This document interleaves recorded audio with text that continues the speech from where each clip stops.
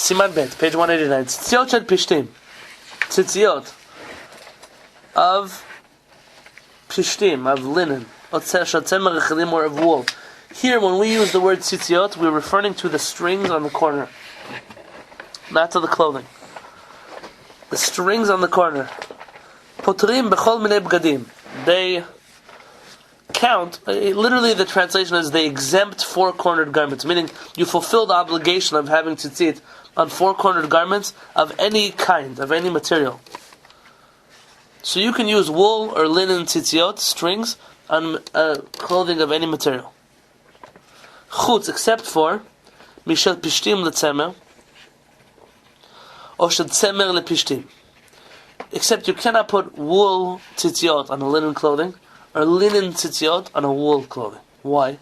Because that's shatnez. Very good. That's one of the forbidden mixtures. So that means it can be linen on linen or wool on wool. Yeah. Yes. I mean, you could use wool on any material in the world except for linen. And you could use linen tzitziot on any material except for wool. I don't understand. So there's shatnez is then specific combinations of linen and wool, not say linen and flax. Yes, only linen and wool. Those two. Only those two? Yes. Okay. So like synthetic also wouldn't be a problem.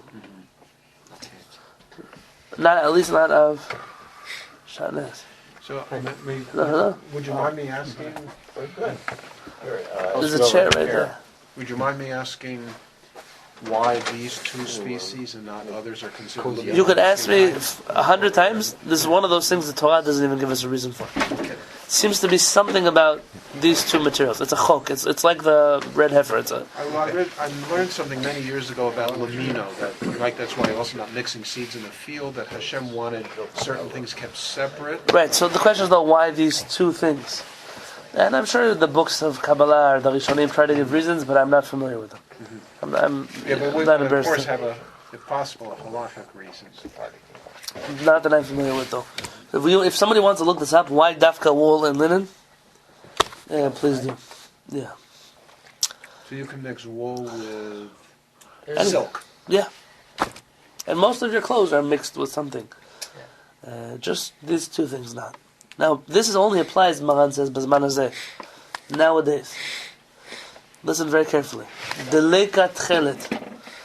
Where people don't have tchelet. They don't have the blue string on the corner of their garments. Mipnei shehem klaim, because this now has become klaim. Klaim is the other word for shatnez. Means mixtures, a forbidden mixture.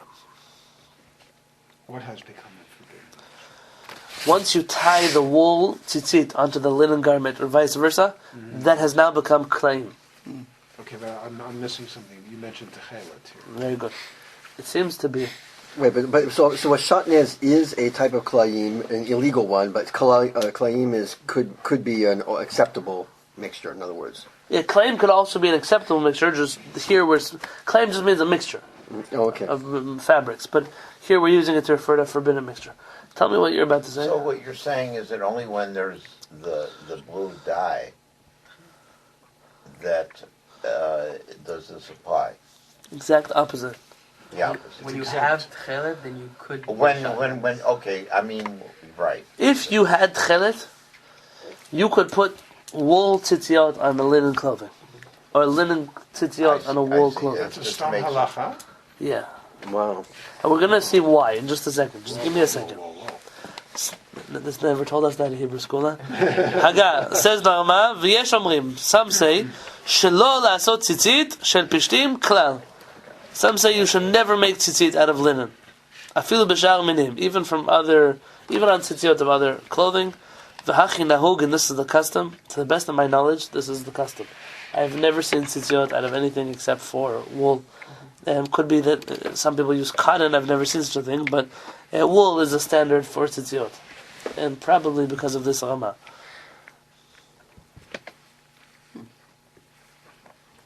So let's see the footnote here, 189. What it says in Halacha B'Wa. Chazal, our rabbis b'Masechet Yevamot, in Tractate Yevamot say, Lamdu mismichat ha'psukim. There's one of the 13 ways from which you can learn the Chumash is if two verses are put next to each other, and it doesn't. There's no obvious reason for why they're right next to each other. Chazal have the permission to learn something out from this combination. So it's like for example, they're not chronologically in order. Right. Or they're not like on the same topic, or they're jumping from one concept to another concept. Kind of like the famous story of the Nazir. The Nazir comes right after the story of the Sotah, of the rebellious woman. Right. So we say that the reason why he became a Nazir was he saw what happens to people who were too lenient in their life, and he chose to knock himself to the other extreme. This would be similar to the Rambam, who tells us that you're never allowed to follow an extreme unless you're lacking in one extreme. For example, if you're too angry of a person, you're not allowed to be too calm of a person either.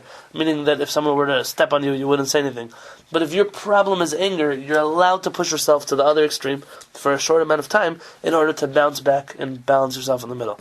So this Nazir seems to be taking a reactionary measure to what he sees as a lowly state of affairs of humanity, and so he pushes himself to the exact opposite. Things that are allowed, he doesn't partake in. That's why our rabbis understand these two verses are right next to each other. These two parashiyot of Sota and Nazir are next to each other. So you'll find here they actually use this for a halachic purpose. In Sefer Dvarim it says, "Lo tilbash shatnez tzemer upishtim yachdav." You cannot wear a combination of tzemer, wool, and pishtim, linen together. And right afterwards it says, "Gdilim ta'aseh lecha." You should put on tzitziot. Remember we said there's a second parasha of tzitzit, and that refers to tzitziot as gdilim, fringes. Al arba kanfot ksutecha, on the four corners of your covering, your clothing, asher techaseh ba, which you'll clothe yourself with. Our rabbis learned from these two that the second verse is an exception to the first verse, meaning Shisur levishat shatnez hutar letzorech mitzvah tzitzit. That the prohibition of wearing shatnez is laxed, it's eased when the combination includes tchelet. From this they derive that? Yes. It seems like this genius. It's a tradition from Moshe Rabbeinu, that's the reason why these two are right next to each other. It's not that they didn't pull it out of their hat. This is part of the Torah Shabbat Peh, that our rabbis taught us in the name of their rabbis, in the name of ultimately Moshe Rabbeinu. The reason why these two verses are together is to teach us this idea. And therefore, mutar la'asot tzitziot mitzemer lebeged sheyesh ba'arba knafot shumi pishtim. You're technically allowed to make tzitziot of wool on a linen clothing, or tzitziot mitpishtim lebeged shel arba knafot shumi tzemer, or to make linen tzitziot on clothing of wool. If they're... I'll turn the next page. Umikol makom, but in any case, lo hitira haTorah klaim. The Torah did not allow us to have this forbidden mixture, but tzitzit inside of our tzitziot. Ela kshem tkemet mitzvah tzitzit karaui. Only when you fulfill the mitzvah of tzitzit with all of its details properly. Dehainu shemetil gam tzitzit shel tchelet b'tzitzit. You have inside of it also strings of tchelet. Shneimar v'netanu ad tzitzit hakanaf b'til tchelet. That you have to have a fringe of blue under your tzitzit. והיינו שיש לעתיד בחוטי הציץ שני חוטים של צמר הצבועים בדם חילזון, ובזמן הזה אין לנו תכלת מפני שאין ידוע לנו מהו החילזון. Nowadays we don't have תכלת because we don't know what the חילזון is. Obviously I disagree, right? Yeah. That's how we figure that out.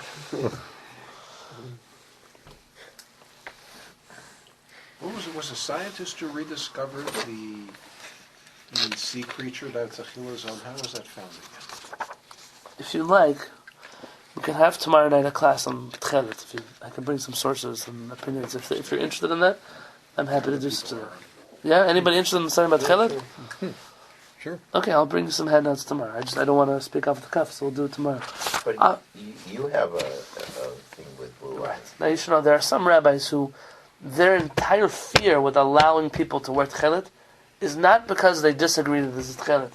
Some rabbis are afraid that in a generation or two, when this becomes mainstream, people will forget that this is maybe not a Kehillat, and people will automatically start putting shatnez Kehillat on their tzitziot.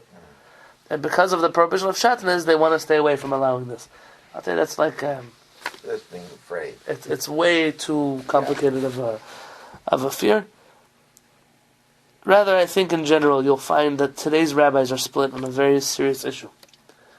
And I'm sorry to bring it up in halakha because we try not to.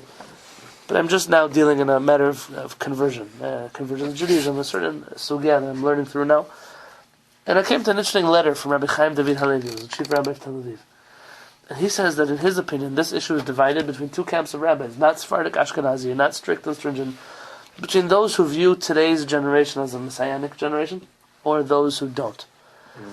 And he said that because there are so many rabbis who don't, we have to take their opinion into consideration. As much as that I would love for everyone to agree that the founding of the state of Israel was the beginning of our redemption, that we're starting a process to come back home. So not everybody agrees with us. And so we have to still be aware that there is another opinion in the world. But Kehillat perhaps is very easily accepted by those who are willing to say, this generation is different than any other generation before. It makes sense that in this generation, if there was going to be a generation that would rediscover Kehillat, it would be this one. But if you're not of that persuasion, why am I holier than a rabbi 200 years ago, who he didn't have Kehillat and all of a sudden I think I do? I mean, that mentality only changes if your perspective changes.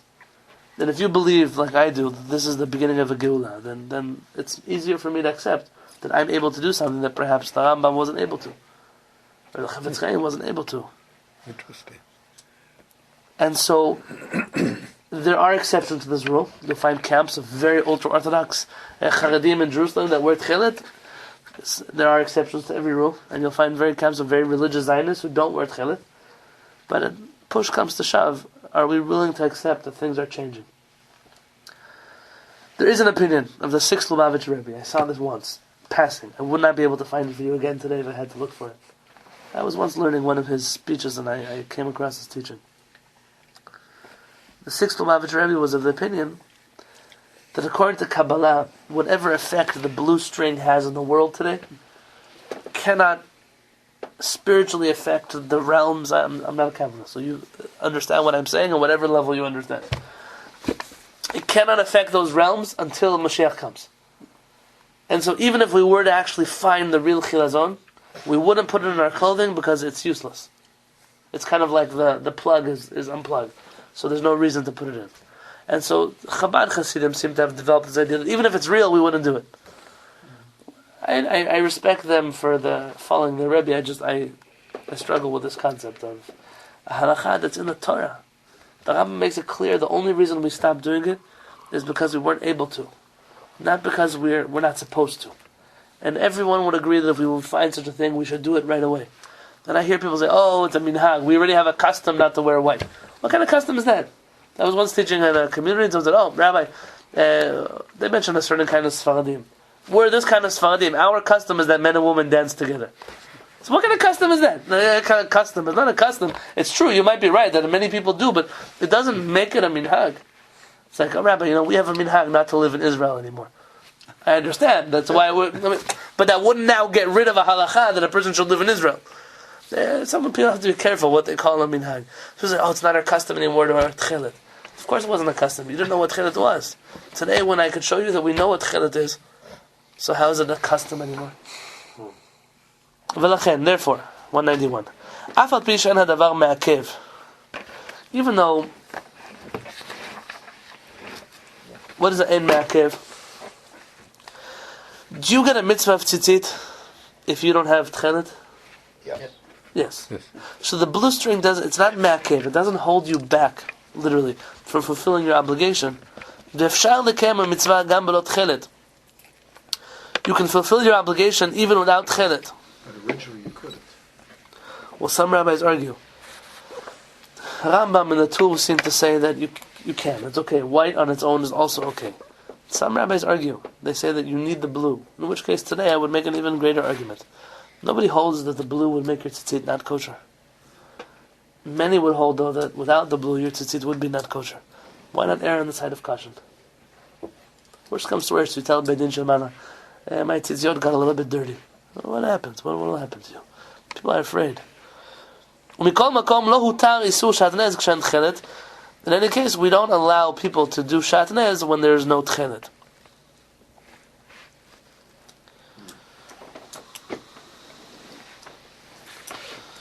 And that's the reason why today we don't put wool or linen inside of the other kind of clothing for tzitzit. So tomorrow we'll do tchelet, but let's do another halakha tonight. 192.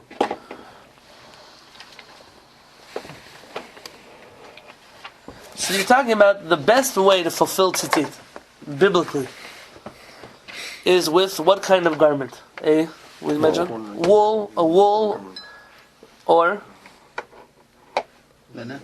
linen. We mentioned, right? Is that what we said? Yeah, but I thought there was a little debate about the linen. We decided the best way to do it was with wool. Because of the strength. Right. That would be the problem. It says the best way to do it according to Maran. Remember, the Ramah doesn't agree, but Maran says the best way is through wool. The Ramah says all the tzitziot count on a biblical level.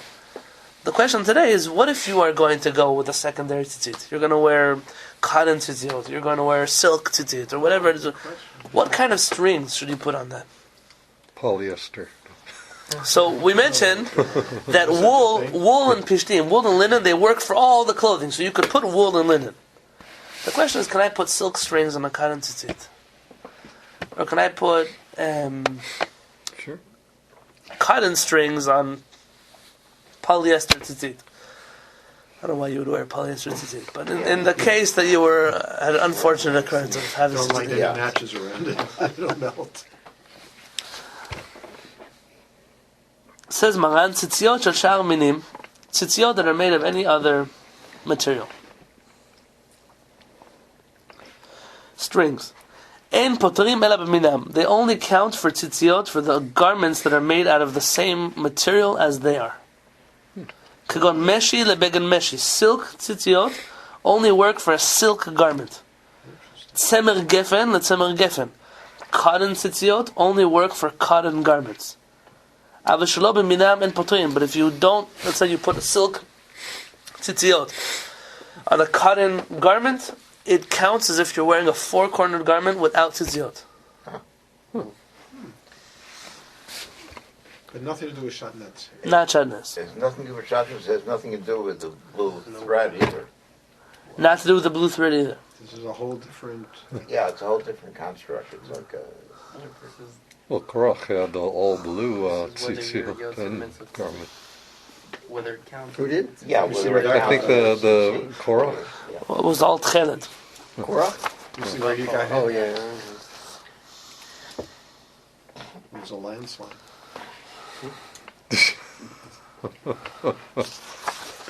Oh, no.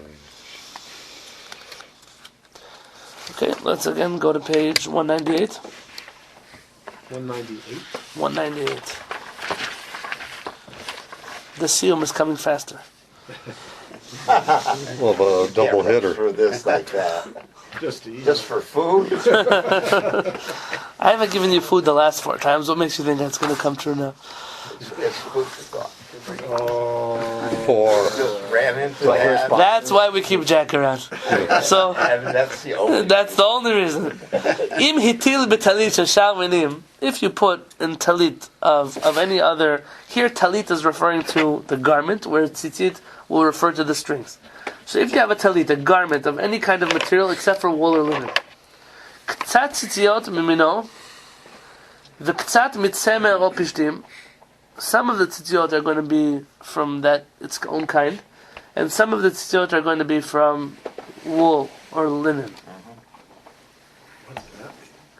Let's say the two front corners are going to be made. Let's say it's made out of silk. Mix? Like, Yeah, you'll do the 2 front tzitziot out of silk and the 2 back tzitziot out of wool.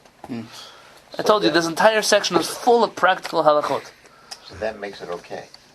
What does it say in English? Doesn't makes it okay. Yesh lehistapek bo. You can, Satisfaction. Satisfactory. yeah, it's Not. It is you can get away with it. It's That's like- literally. But you You can just, sneak by. but you just on the previous few pages back there, it has, the tzitzit has to be the same material as the garment. Very good, except for. Barry asking a good question. Don't we just say that the tzitziot have to be the same material of the garment, unless the tzitziot are made out of wool? Oh. In which case they are. That's a good question. You know, this is incredible. The Hebrew is transliterated into the word satisfactory. Least the big bowl. Lehistafek. I wonder if you look up the word satisfactory where it comes from. That's good. Maybe it's Hebrew. There are many words in English that have Hebrew roots. Satisfied. Yeah, I guess. Maybe. That's incredible. I never thought of that. I don't think about it either. Can you look this up for us? Well, right now. Yeah, you can look it up. Alright, I'll race it to look it up. No, Yesh Omrim. Now this is an important halacha. 199. Yesh Omrim, some say, says Maran, שצריך לעשות הציציות מצבע הטלית. That the strings should be the same color as the garment. Disqualifies the Kehillat. No, not necessarily, because Kehillat is only one of the strings. I'll give you an example. I had a student who used to wear, he wasn't exactly Shomer Mitzvot before he came to the yeshiva, he used to wear red talit. Oh, the talit is okay. Yeah. So should he have red strings on his talit? Cool. Some poskim say yes. Really? The hamedakdekim, those who are strict, nohagim ken, they are careful to do this. What would you dye it with? Are there permissible dyes? Yeah, any kind of dye you would Any? like. So it's okay to dye white. Yeah, you have to remember, part of the mitzvah of tzitzit is for things to be mehudarim. I'll explain in just a minute. Haga says the Rama of Ashkenazim. In Europe, the custom is ein nohagim la'asot tzitziot rak levanim. We only make white tzitziot. The strings are only white. Af bivgadim tzurim, even in colored clothing. Ve'en lishanot, and you should not change this.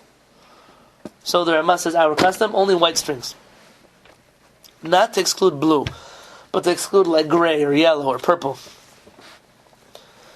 Let's see what it says in the bottom here. Dat kama maraboteinu harishonim. The opinion of some of our early rabbis, the Rishonim, שצריך שיהיו הציציות מאותו צבע של בגד הטלית. The tzitziot should be made from the same color as the clothing, as the garment. Shim tzeva beged lavan, yaseh af tzitziot levanot. That if the clothing is white, so too the string should also be white. Jim tzeva beged yarok, yaseh af tzitziot yerukot. And if the clothing is green, you should also make the tzitziot green. Mipnei shneimar, because it says in the book of Bamidbar, v'natanu al tzitzit hakanaf. Remember we say Petitchen? You put it on the tzitzit, the corner, on the corner. Vanu doshim mikan, we learn from here. Shiu tzitziot mimin hakanaf. That the tzitziot should be similar to the corners. I don't know if I'm right, but this might explain why some people put white patches on the corners.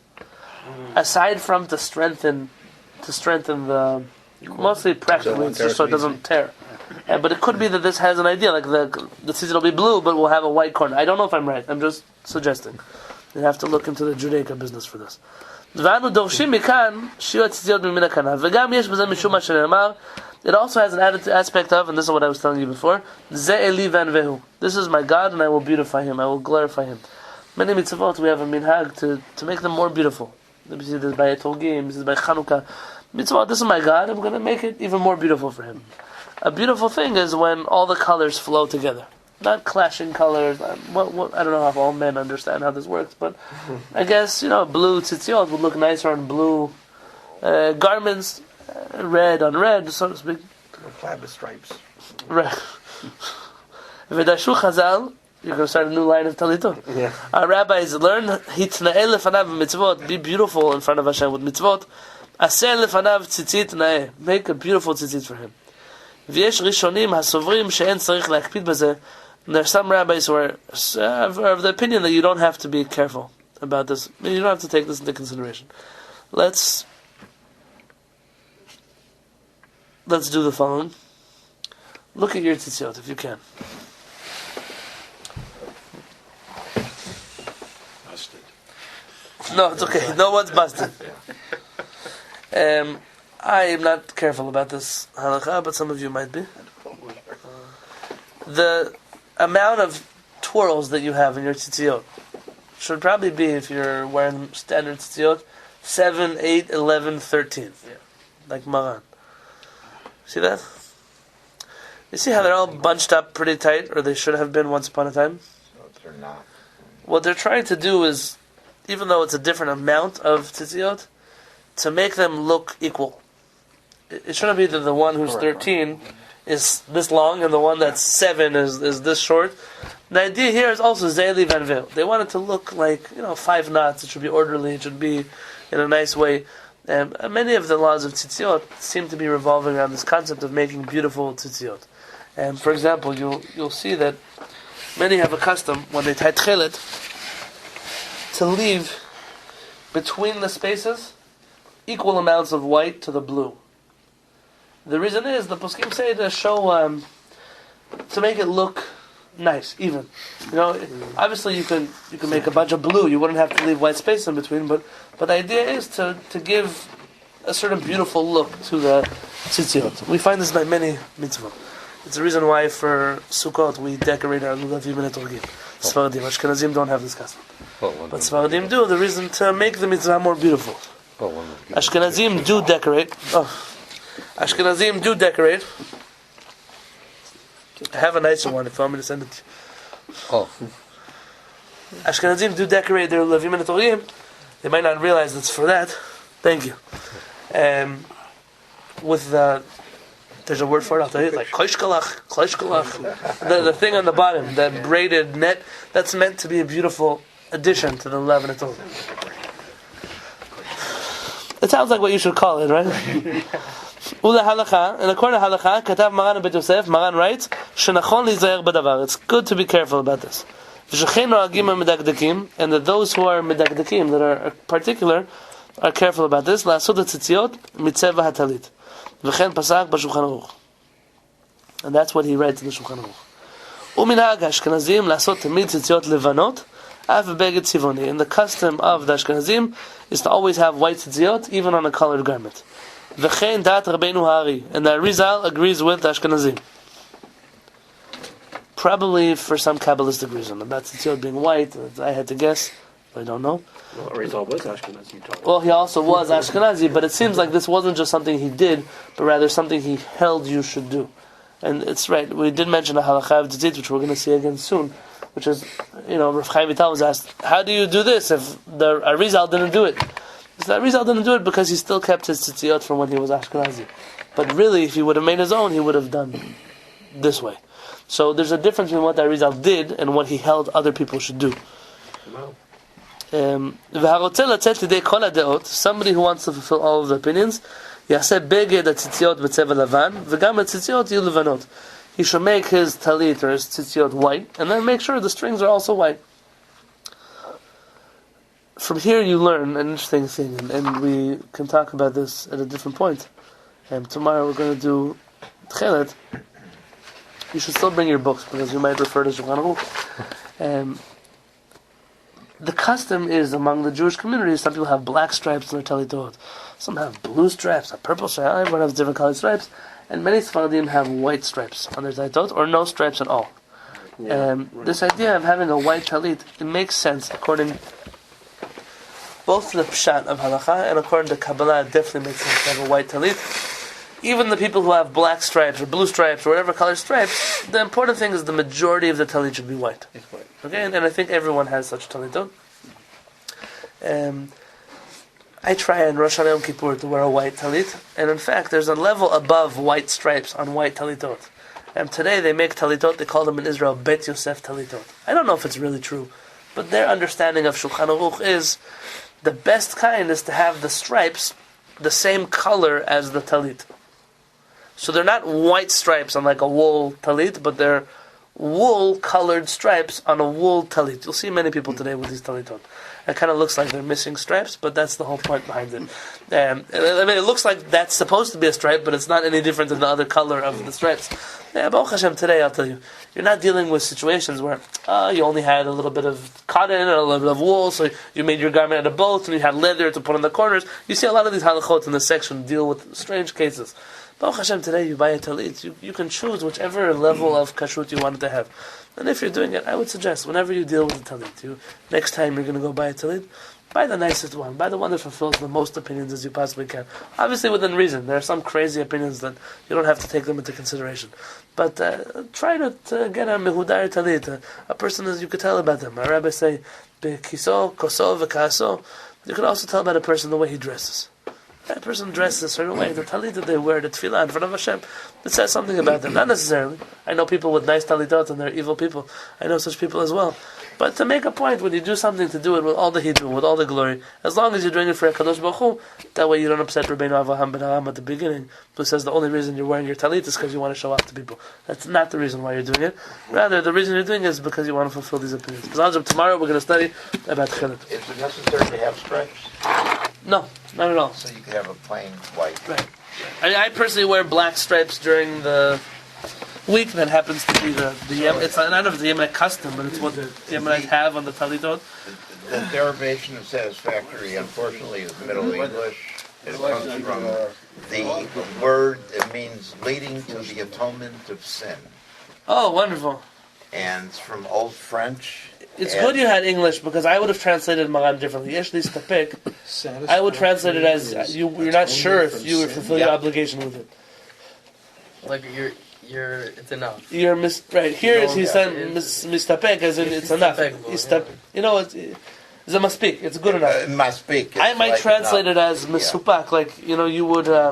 It would be doubtful as to whether it was good. So They I'm call it glad Old French, but it's French. Old French isn't that old. It's maybe a different old. So, I mean, this is just a coincidence that it sounds the same. Okay, Probably. probably. Don't you think? Or you think there is a connection? I'll let the two linguists break their Yeah. heads over this. I See you all like it. tomorrow night. I like We're the going to pray Halevy if discussion. anybody wants to stick around.